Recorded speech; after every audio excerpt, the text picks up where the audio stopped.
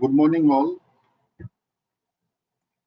So, my name is Diwakar Roy Choudhury from Mahindra University, and I will present today a brief introduction of nanotechnology that we are going to offer in Mahindra University. So, I hope. Okay, so today we'll talk about the newly launched or going to be launched nanotech program in Mahindra University. So this is the more precisely, we have several schools under Mahindra University, and this BTech nanotechnology course will be offered by Equal Centralist School of Engineering, Mahindra University. So there is a collaboration between Mahindra University and Equal Central School is a collaboration between Mahindra University and Equal Central from France.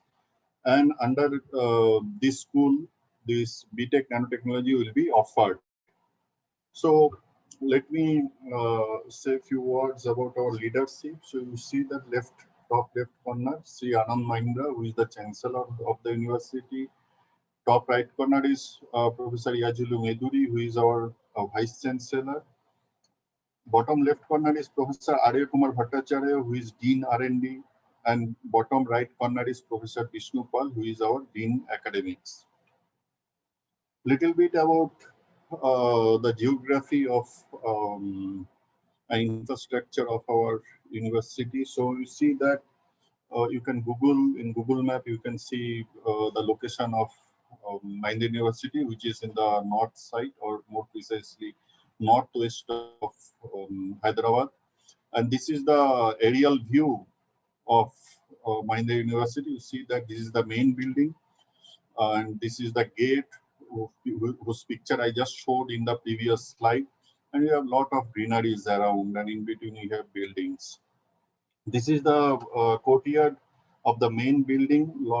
Most extracurricular activities, functions, programs take place here. You see a stage here, and this is just a view from some part of the university. And this is one of our biggest lecture theaters that we have. These are sitting capacity of around 300, and many big classes take place here, also seminars, etc. So with this, let me come more to the BTech nanotechnology program. This is going to be offered in collaboration with Virginia Tech University. Virginia Tech is very well known for their undergraduate nanotechnology course.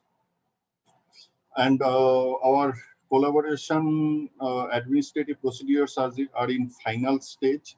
So what we have so far come to an agreement are the following features. So uh, so faculties from VT USA will deliver at least one nanotechnology course in every semester, which means that first year is mainly common courses for the BTech nanotech, along with the other engineering branches, but your specialization starts from second year, that is third semester. So third semester onwards till seventh semester, there will be at least one course which will be offered by VT faculties in online offline mode. What does it mean? It means that they will spend some time here to interact directly with the students, and some of the classes they will take in online mode from USA, from their base. Now, in addition to that, this is the direct classroom thing. BTech students can pursue summer internship in Virginia Tech USA. That means that in summer you have 2.5 months break. In that break time, you can utilize to pursue some summer internship in Virginia Tech. Also, you have the freedom to pursue this internship in some industry, or with some of my colleagues, with some of the faculties here. So it's a vast choice that that the students can have and utilize. Now in final semester, that is eighth semester, is totally devoted for BTech project. And this project one can pursue in Virginia Tech. And I would say someone who is pursued a couple of summer internship in Virginia Tech, and then finally BTech project in Virginia Tech going to definitely be helpful for further study in USA, and of course in VT. And if you can impress, if you can do good work. So end of the BTech course will clearly indicate that this is a collaboration between Virginia Tech USA and Mahindra University, so that will be mentioned. And short-term and long-term internship in VT India Chennai campus is also permissible. So what is VT India? That Virginia Tech has a small research campus in Chennai, and they also do a lot of research in data sciences, artificial intelligence, then in nanotechnology, in material science. So candidates who are interested, they can pursue short-term or long-term internships in Virginia Tech this India campus also. Now, with this background, let us start a more serious thing or more technical thing. So what is nanotechnology? Let me introduce through little bit of history. So in 1959, Feynman made a famous talk. It was called as "There is plenty of bottom room at the bottom." So why it was important? Now nanotechnology, what we hear here and there in many cases, but just 80 years or 100 years back, people are more concerned about macro objects. That means which are based on Newton's law, Newtonian physics, and then slowly quantum mechanics came.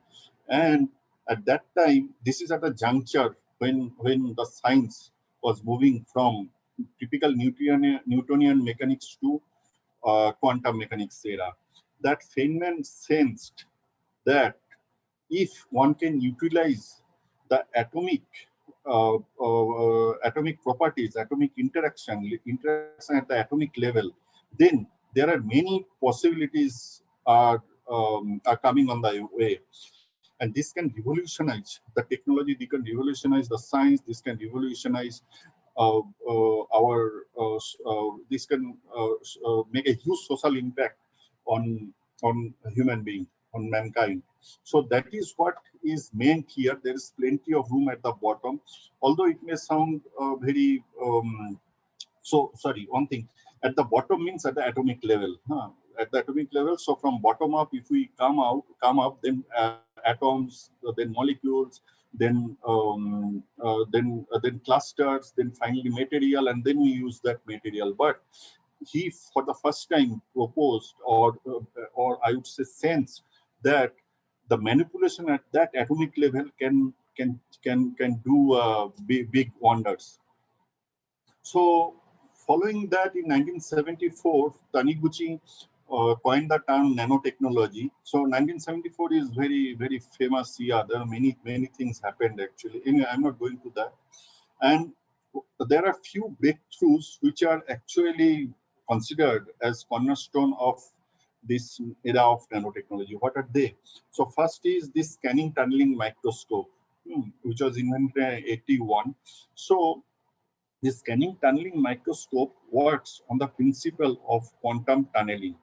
Quantum tunneling was something which is very, the concept is opposite or very much contradicting with the typical classical picture or classical world that we see. What is quantum tunneling? So, for example, if you have a big wall, so now you you cannot go to the other side of the wall if the wall is say very high compared to your height. So classically, what you think that you cannot cross that wall, right? But what quantum mechanics says that there is a certain probability if you hit that wall with a certain amount of energy, then there is a certain probability, a certain chances that the particle or the object can be found in the other side. So you see that from classical perception that we have, we cannot visualize. We may see, oh, what a rubbish this person is saying, or this idea is saying, but it's not like that. So that is the concept of quantum tunneling, and based on that, the scanning tunneling microscope was invented in 81, and in 40 years, it is used hugely in almost in all big institutes in India. You will find one STM. This is a picture of STM. Why it is important? It can image at the atomic level, right? So what we cannot see with our bare eyes, we cannot see atom.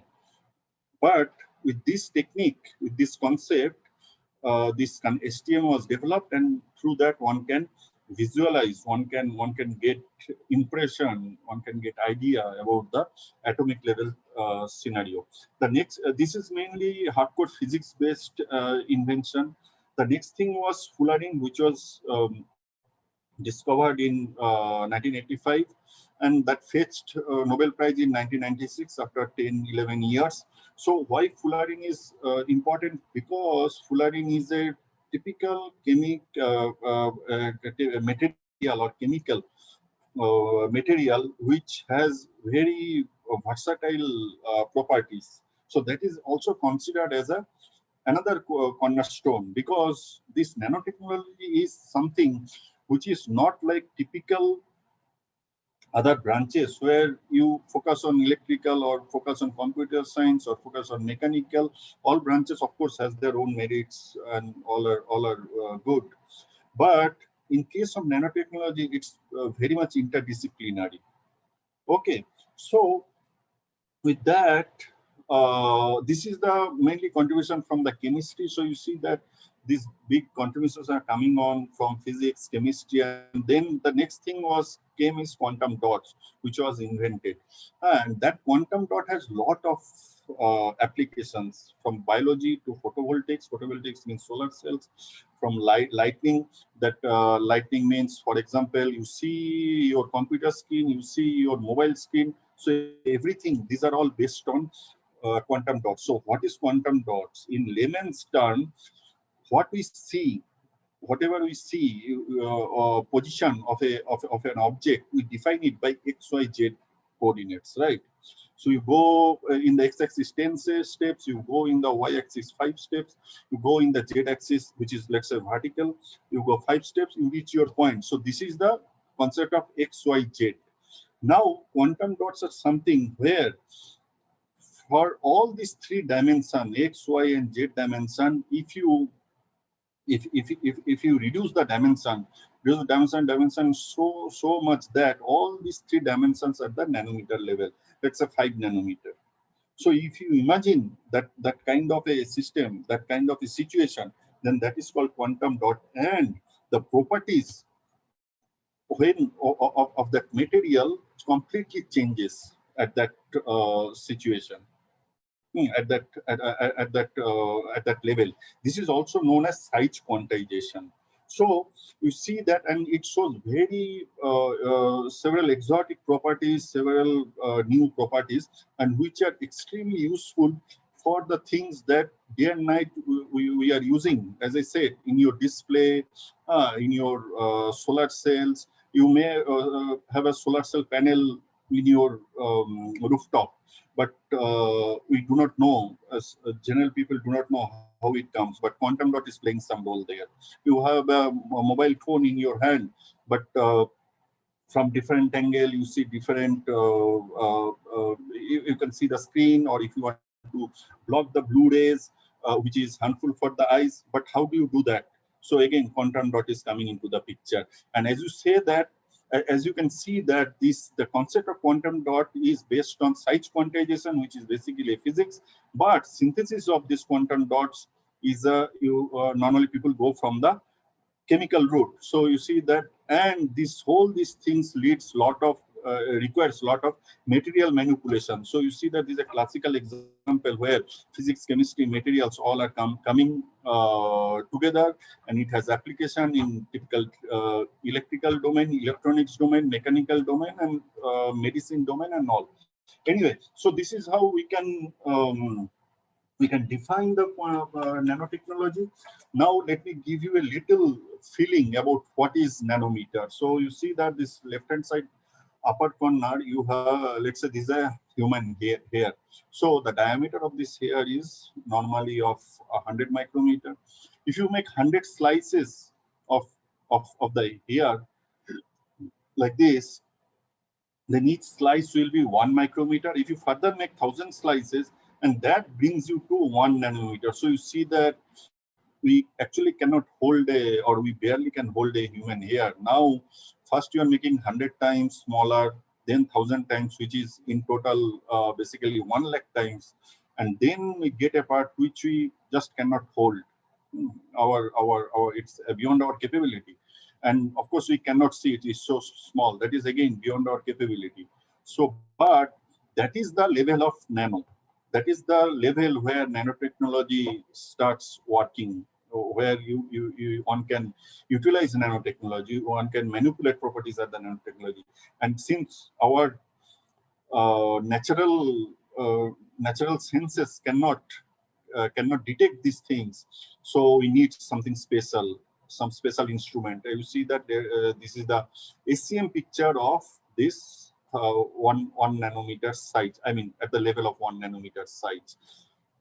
Now, how small is nano? Let's do a short comparison. So, as I already said, that here are mainly of 60 micrometer, Pollens, which is 400 micrometer. If you bring the scale even smaller, these exokaryotic cells, which are 10 to 30 micrometer. Then you have red blood cells, which is 9 micrometer. If you keep on reducing the size, you see that quantum dots, as I just mentioned, 1 to 5 nanometer, gold nanoparticles, which are 10 to 20 nanometer. This is DNA, which is even smaller, 2 nanometer. This is your C16. C60 is nothing but fullerene, which is of the order of nanometer. And if we go to the atomic level, which is even more smaller, that is 0.1 nanometer. So you see that this is how one can scale down the sizes and can hit the nano dimension, and where the properties are very different, where we can play with the properties as you desire, as per your application. So it helps you to improve the life of mankind. So this is a example of natural and man-made nano dimensions. So for I'm not going through all these examples. So this is, for example, a typical zone plate lens for X-ray. So you see that this is a man-made thing, right? These designs are made by human beings. So first you have to design, you have to plan it, then you have to fabricate, then you use it in the experiment. So, and where the spacings are of the order of 30 nanometer. But this this is what the human being is able to do it. But this is something which is a um, which is a natural thing of the order of few tens of nanometer. So this is an example I wanted to give to tell you that what naturally things are coming at nanometer level, that human being is also able to do. So that basically broadens, that opens up the dimension, this nanotechnology dimension, and hence it is the technology of future. Now we all are distressed with COVID-19, but we will be very surprised to know that this COVID-19 actually, this nanotechnology helping a lot to fight against COVID-19. How? So, for example, these are different magnetic nanoparticles, polymeric nanoparticles, quantum dots. Some of these I have explained. This is micelle. See, all these are of the size of nanometer. Now, what is happening? These PPE kits. So, in PPE kits, if one can make this nanotechnology or nanoparticle-based layers, then that helps to repel, let's say, the this thing COVID-19 virus, or it may kill the COVID-19 virus when it comes in contact to those special nanoparticle levels. Then nano detection. So how do you detect these viruses, COVID viruses? So they are also what scientists are doing. They are making different new RNA and other chemicals, nanoparticle-based chemical, which goes in contact with the sample, with the virus, and then it changes properties, and so you know that this is a COVID-19 virus. Now, how it can help? So nanotechnology has a big role in drug delivery. So you know that nano has a big role in drug delivery. You know that this COVID-19 mainly, mostly affects the lungs. That is its primary target. So with the help of nanotechnology, if we develop the nanoparticles, which is coated with the drug, or the drug is inside that nanoparticle, then nanoparticle with the medicine can go to the site where infection has occurred, and can deliver the drug there, and can cure the problem there. So you see that there is such a great impact of nanotechnology, great contribution of nanotechnology to combat this worldwide crisis. And you see that these are famous editorial came, and some more articles in Nature and other publication agencies where these things are discussed. So this is a very latest example, latest problem, latest technology, and how a latest technology can help to combat the latest problem. So that's a classical example. So now you see that, as I mentioned earlier also, this is not a single domain, but this is truly a cross-disciplinary domain, No one can basically claim that nanotechnology belong to some classical branches, or some classical subjects. Physics cannot, chemistry cannot, materials cannot, EEE cannot, no one can, mechanical cannot. So, but it is at the cross section. So this picture basically explains that you see that one side you have quantum mechanics, basic physics of 20th century. You have material science, you have supramolecular chemistry, you have molecular biology. Now, on the gambit of this broad topics, then many other topics are opening up. Then many other topics are opening up, and you see that whether it is electrons, information processing, aerospace, transport, cosmetics, textiles, material supply, chemical, energy, particularly renewable energy, environment, food, beverage, pharmacy. You just think about it. Nanotechnology has a role. All the new technologies, most of them are coming up, they are based on nanotechnology. So this is actually in nutshell. I want to tell you where they are applicable, because the previous picture was pretty heavy or loaded. So you see that if you see nanotechnology, you have contribution from medicine, drug, or other way. Nanotechnology can contribute to medicine and drugs, can energy or environment, finally, nanofabrics, nano devices, optical engineering, defense and security, cosmetics. For example, zinc oxide particle, which works great as a sunscreen lotion, right? It can help you to safeguard you from ultraviolet rays that you do not want your skin to be affected. Now, with these things, where I have discussed the advantages of nanotechnology and how it evolves, let us see what we are planning here. So based on this theme, there's plenty of room at the bottom, which was said some 60 years back by Feynman. And after that, a lot of research happened, but now, and still a lot of research is happening. It's not fully done. So now it's a high time where students from early, or people from early career, they should be trained, so that they become specialists, they become expert, and they can contribute more. So what we are planning in BTech Nanotechnology in MU, in collaboration in support with Virginia Tech, which has a, a BTech undergraduate, not BTech, I think they have BS, undergraduate program, which is very successful there in USA. So these are the things we are trying to offer. Of course, it will be an excellent training platform. We'll try to cover the fundamental as well as how the nanotechnology is taking a shape currently, and how you students can be students should have knowledge about the state of the art, so that if they want to go for job or they want to go for higher education, they should be smart enough to be involved. So first 2 semester, as I said, it will be more like common courses, where you will have some engineering-based courses from different civil, electrical, computer science, mechanical, etc., and some science courses and some humanities courses. And then next 3 to 8 semester, it will be focused on nanotechnology. So we'll start with initial courses, and then slowly we'll go for more specialist nanotechnology courses. In that, you have a chance to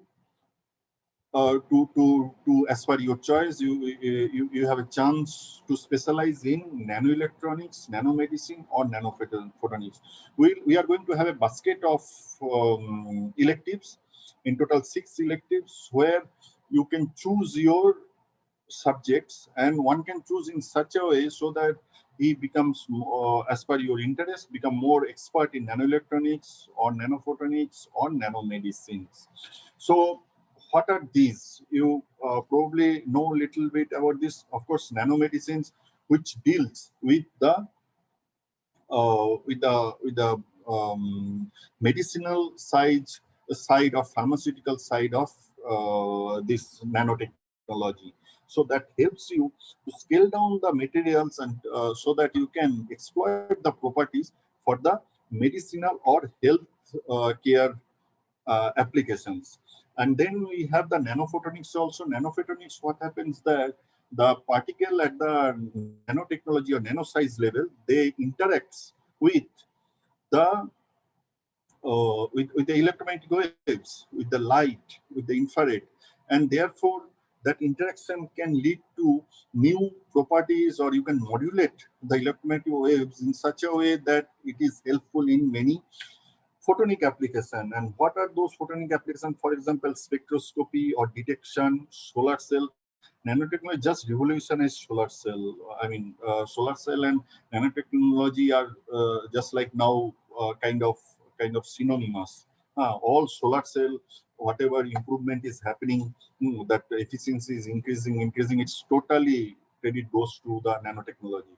Then microscopy, then plasmonics, metamaterials, fiber optics communication. So nanophotonics has a lot of applications in all these domains, and nanoelectronics. So normally the current generation is very fond of electronic gadgets, right?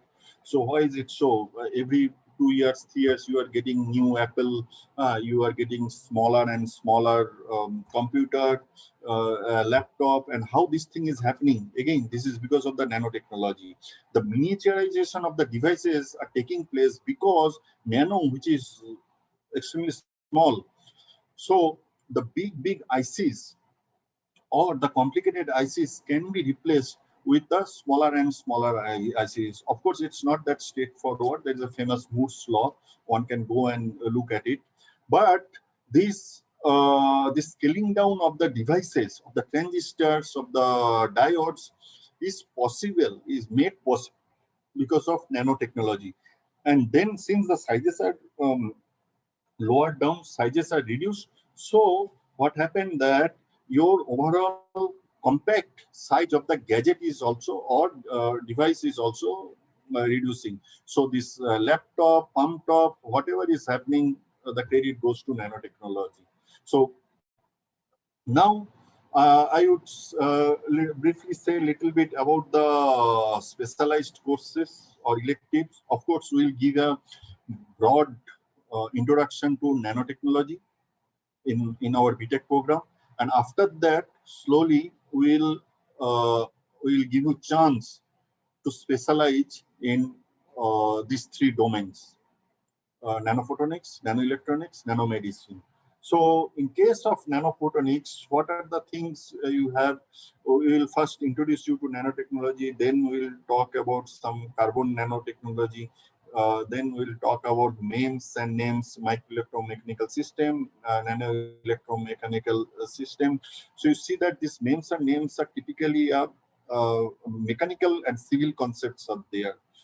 So, for example, I give you a small, I can give you a small example. When we construct or engineers construct a bridge, a cantilever, right? So they take into account all this mechanical engineering knowledge, civil engineering knowledge, how far it should go inside the soil, how should be the strain of the materials, and all these things. These MEMS and NEMS and actuators, these are the concept is similar, but at the micro nano level. So you need the physics, you need the chemistry, you need the material science to get the right material. So very much in simplistic terms, what you see, the big mechanical or civil infrastructures, those are going down to small, and those things kind of comes under this MEMS and NEMS. Photovoltaics and green energy, I already said few words about the photovoltaics, that solar cell, and solar cell should weigh a lot to nanotechnology. And then plasmonics. So what is plasmonics? Plasmonics is basically light matter interaction at the micro nanoscale level. So when light energy or electromagnetic energy strikes with a suitable metal or suitable surface, suitable material at the nano level, then the energy is coupled to that system. So that is called plasmonics, and then that energy can be used in several applications, including solar cells and detection. Then something about the nanoelectronics, as I said, that miniaturization of the device, which is possible because of the immense advancement in nanotechnology. So therefore, we'll offer on fundamentals of nanotechnology. Then comes microelectronics and VLSI. What is VLSI? Very large scale ICs, right? So that means that again, your devices, gadgets are reducing in size day by day. And why it is happening? Because of VLSI, then you comes ultra VLSI, and so on and so forth. And that means that you're scaling more and more electronic devices to a smaller volume, and that in action or in application is reducing the size of the device, of the gadget. Solid state electronic devices, which is at the heart of transistors, diodes, those are basic building blocks of your gadgets.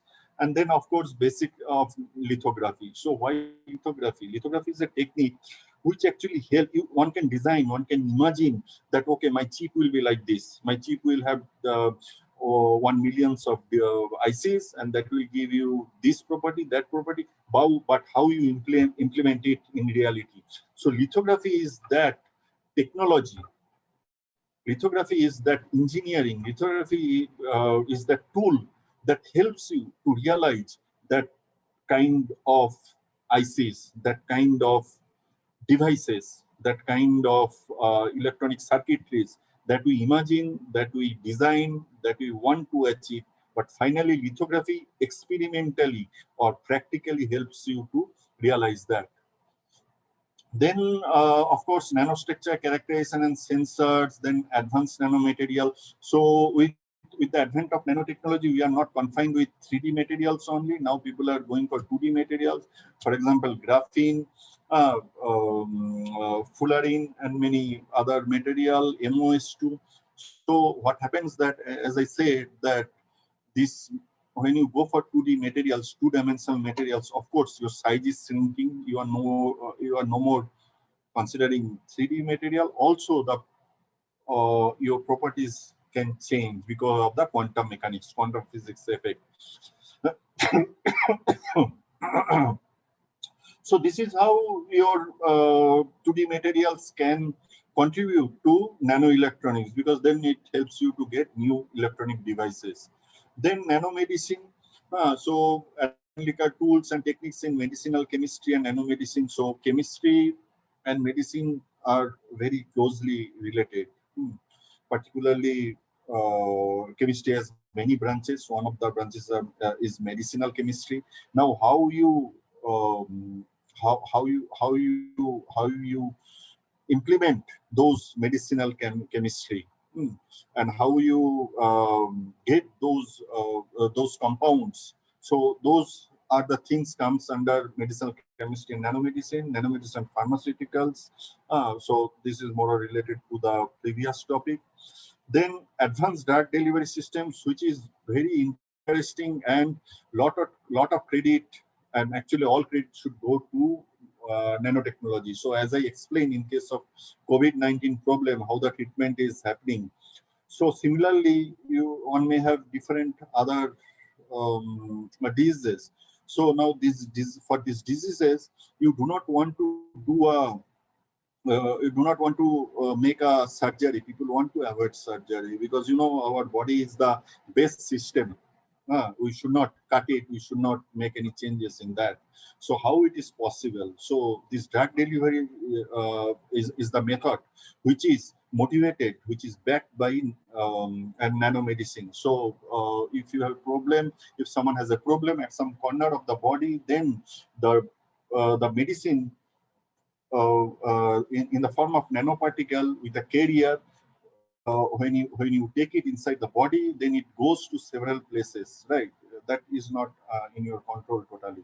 But when it goes to that places where the problem is found, or where the problem is occurring, then it delivers the medicine, and then internally it can repair the problem.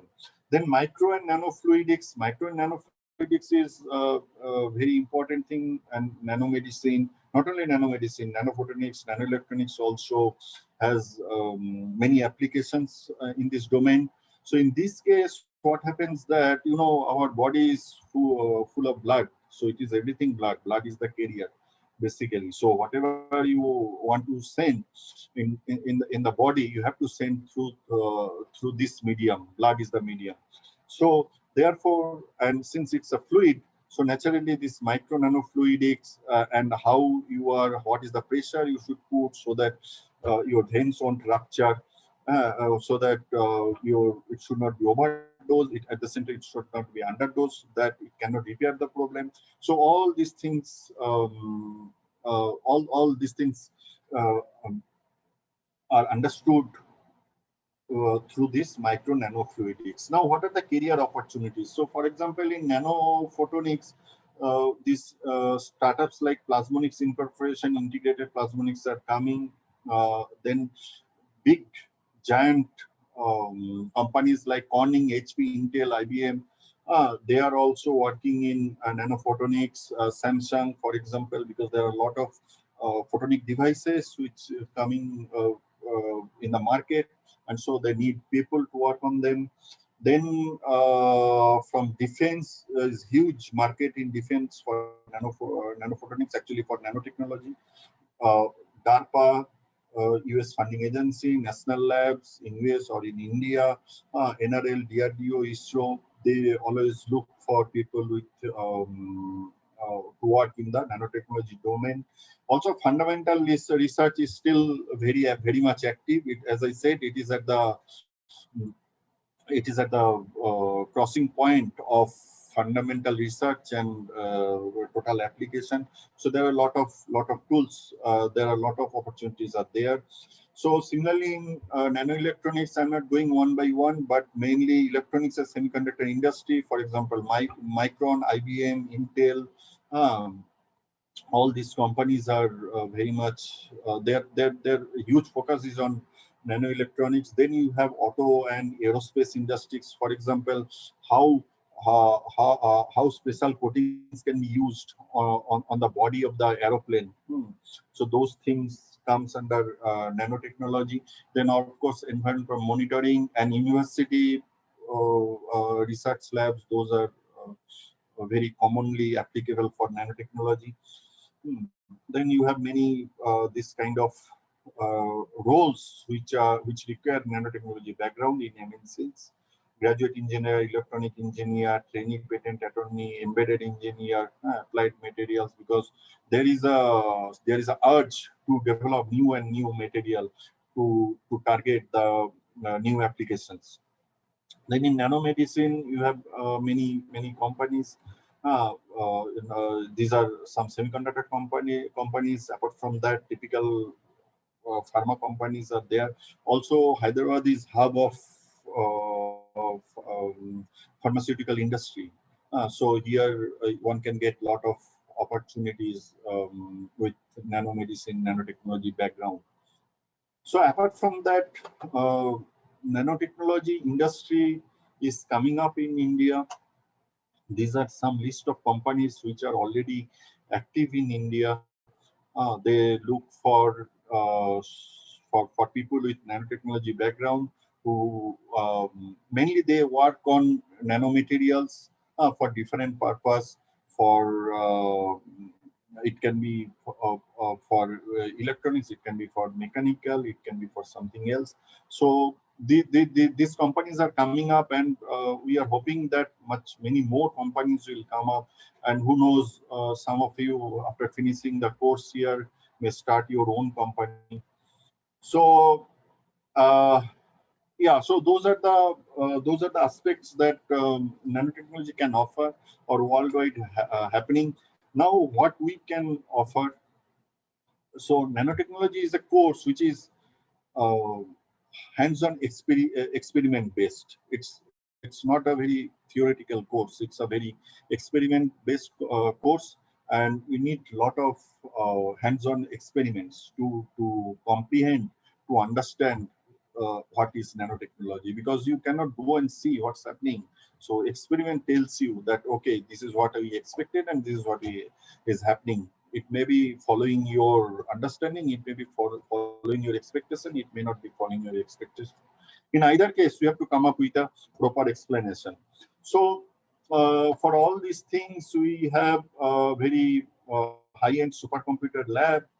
We have innovation and entrepreneurship for the budding entrepreneur.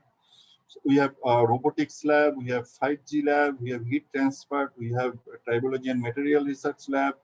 Um, then we have the Center for Sustainable Infrastructure from Civil.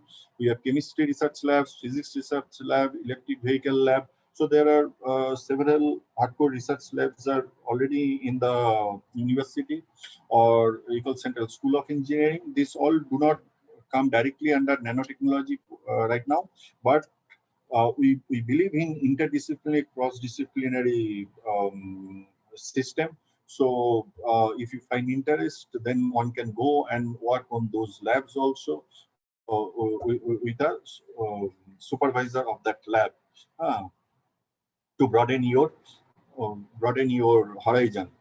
So we have under nanotechnology, we already have several research facilities. I just cannot show all here. Some equipments I'm showing. This is electron beam evaporation equipment, which helps you to fabricate nano devices. We have sputtering deposition, which helps you to again to fabricate nano device, or more precisely nanofilm at the order of nanometer, dielectric and metal both. We have Raman spectrometer, which is a characterization tool for the materials that you grow. Then we have ultraviolet visible spectrophotometer. This is again a characterization tool. We have infrared spectrophotometer. This is again a characterization tools. These are many optical characterization tools. So, so these are not the only the research facilities that we have, but we have many more. But just I'm showing you. Just feel free to go through our MEU website. You will get many more information. So at the end, course highlights, as I said, let me reiterate once again that first two courses will be on general introduction to engineering, nanotechnology, mathematics, natural science, humanities, because you need these basics. You need these basics. You just cannot jump into hardcore nanotechnology. this first year helps you. Next 5, 6 semester will be specialized courses in nanotechnology. First, we will offer you typical nanotechnology courses. Then, as per your interest, we will help you to channelize your expertise towards nanoelectronics, nanophotonic, and nanomedicine. All the three are, as I have explained, and you can do your surfing by yourself. That very state of the art, the application oriented. So, in order to emphasize, in order to do justice with this specialization, we have several electives, particularly in the last 3 semesters. Of course, those are advanced courses. So, when you have the sufficient background, you can move on with these electives. Semester 8 is predominantly a project, but you may have a couple of electives also. And this can be an internship project in university or a research project. And for that research project, you can do the project here, or if you want, you can do it in Virginia Tech, provided there will be some conditions. For example, CGPA and all these things, and your interest and their interest, how it overlaps those things. But since we are going to have collaboration, so that should be possible. So, as I mentioned already, in Virginia Tech, this collaboration is in the final stage, and soon it will be done. And after that, one can do the final semester project or summer internships in Virginia Tech. And from Virginia Tech, faculties will deliver nanotech, particularly nanotech courses in online, offline mode. They'll spend some time here, and that time they'll deliver, and you can have direct interaction. And other time they will deliver some courses from there. Of course, that time also you can have interaction. They can give you some ideas of the projects that you can execute yourself or with the help of with some faculty here. So there are ample possibilities are there. And of course, internship in Virginia Tech India campus is also possible, which is a very newly found lab in Chennai. Short or long-term internship as per your interest, desire, and of course the willingness from the other side. So, having said that, all those things, whom you are going to be, the faculties who are going to teach you, who are going to help you to achieve your goals. So, we have Dr. Venkataraman. We have really very high profile, very well accomplished, internationally renowned people here. So, Dr. Venkataraman is from chemistry department and head of the chemistry department. He did his PhD from ISC Bangalore, and he did his later. He was in ETH Zurich, which is very well-known university. Just for your information, that has a block in the name of Albert Einstein and a road name of Albert Einstein. So. He's specialist in surface tribology. Then we have Dr. Chitra Gurnani, who worked in Southampton University and then NTU Singapore, and her mainly expertise are in nanomaterial synthesis. Then we have Dr. Gomti. Dr. Gomti is from JNCSR Bangalore. She did PhD with Bharat Ratna CNR Rao, and after that he worked in Canada for some time, and she is again another chemist who deals with nanoparticle synthesis. So Dr. Gurnani deals with thin film formation, nanofilm in the thin film form, but Gomti is mainly in the nanoparticle form. Then we have Dr. Jayasri from physics, who did his PhD from University of Hyderabad. Then she was in Slovenia, and then for a short stint in Cambridge also. And she works in nanophotonics, liquid crystals, metamaterials, those things. Then we have Dr. Murtaza Bohra. Dr. Bohra did his PhD from IIT Bombay, and later he worked in France, in Japan, in several places before joining here.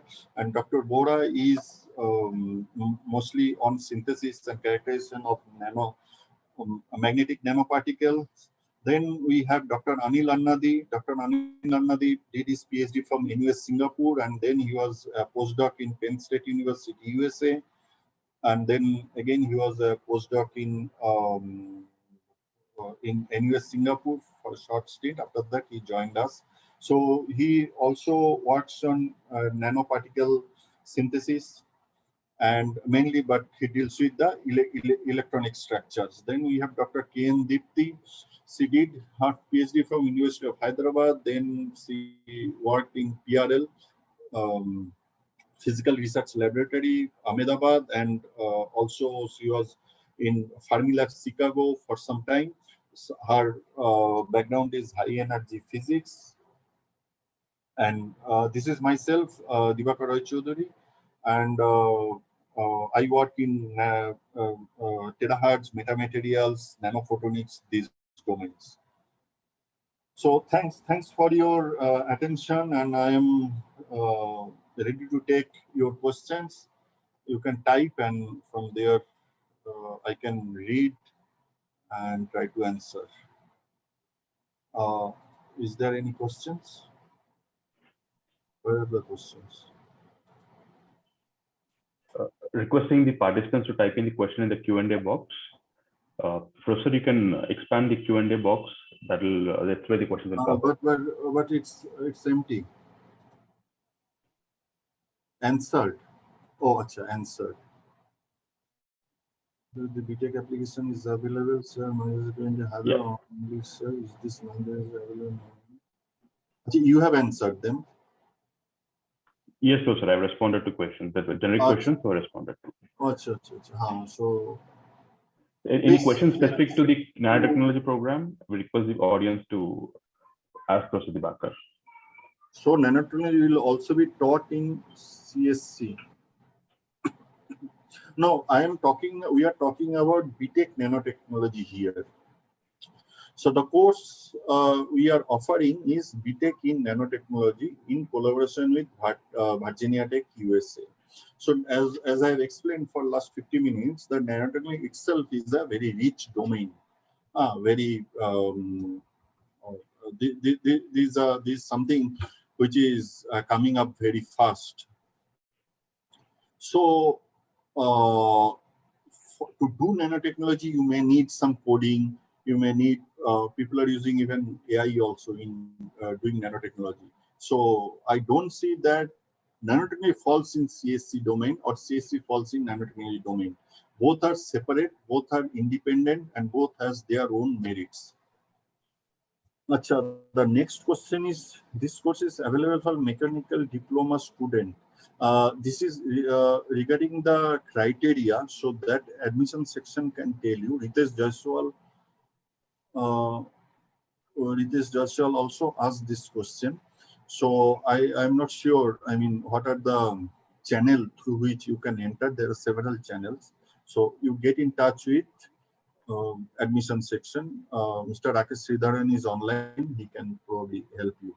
Is it possible for NIMS device fabrication in your laboratory? Yeah, to some extent, with our current facility, we can definitely fabricate names.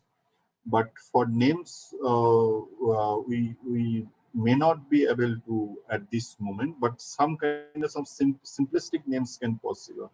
But up to MEMS we can facilitate because we have a lithography setup, we have several deposition techniques, thin film and thick film, so that is possible. This is a technical question. What are the advanced analytical facilities that are available at MEC? So the question is, what are the analytical facilities available, advanced analytical facilities? So for I believe you are asking this for nanotechnology. So for nanotechnology, we have Raman spectrometer, which is a very high-end instrument, which can help you to analyze the chemical materials. Then we are having a XRD, X-ray diffraction system. This is another strong analytical tool. Then we have spectrophotometers. That is again another analytical tool. but mainly to judge the for these things. Photonic properties, optical properties. I won't say optical properties, it can go to infrared also or ultraviolet also, but rather photonic properties. We have terahertz setup, which all can judge, which can characterize the terahertz property. So like that, we have several analytical tools here, and we are in the process of bringing more analytical tools for more advanced analytical tools in future. I hope I answered your question. Any more question? That's it, Professor. I don't see any other questions. There were few yeah, there's one more which has just come up. Is it possible to take up nanotechnology as a minor? As far as I know, we don't have this major minor concept here. So it is more like a IIT system. So it is branch. So nanotechnology is the branch, but from there you have chances of choosing open electives. So our as a department, our target will be to expertise in 3 nanotechnology domain. But I think there are some open electives also where one can take courses from other domains also. So the same thing is applicable for other domain. So for example, if someone is admitted in computer science, and if he wants to do some nanotechnology courses, I think those are possible, but probably you get in touch with Rakesh. Is clean room facility being developed at MEC, Shiva Prasad Vitragunta? Yeah, we have a small clean room right now, and we have typical instruments which participates or clean room comprises of those instruments. So those things we have. So in future, we may make it big and more devoted clean room. But right now, we have a very small clean room for lithography process. Happy Teachers Day, sir. Is it possible to visit a laboratory for MEMS fabrication? Oh, thank you. Wish you all the best. Good luck. Is it possible to visit your laboratory for MEMS fabrication? Yes, you can visit us anytime. I'll assign some student, or if I'm free, I will be happy to show you around. And there was someone raised hand. Someone raised hand. How to get that? Subroto Devnath. Happy Teachers Day. I will join the college. Your college, sure. Yeah, Happy Teachers Day. Thank you for your wish, and I wish you good luck. And you will join your college here. Very nice to know that. Yeah, I'm we'll try our best to make your life successful, to have a good career. Yeah, Professor, I think we're done with the questions. One more question came, I think. Vittagunta, what are the policies that are in place to address the safety aspects of nanotechnology? Achha. See, regarding nanotechnology, it's not like that the whole nanotechnology is hazardous. If some kind of concept is around, it's very much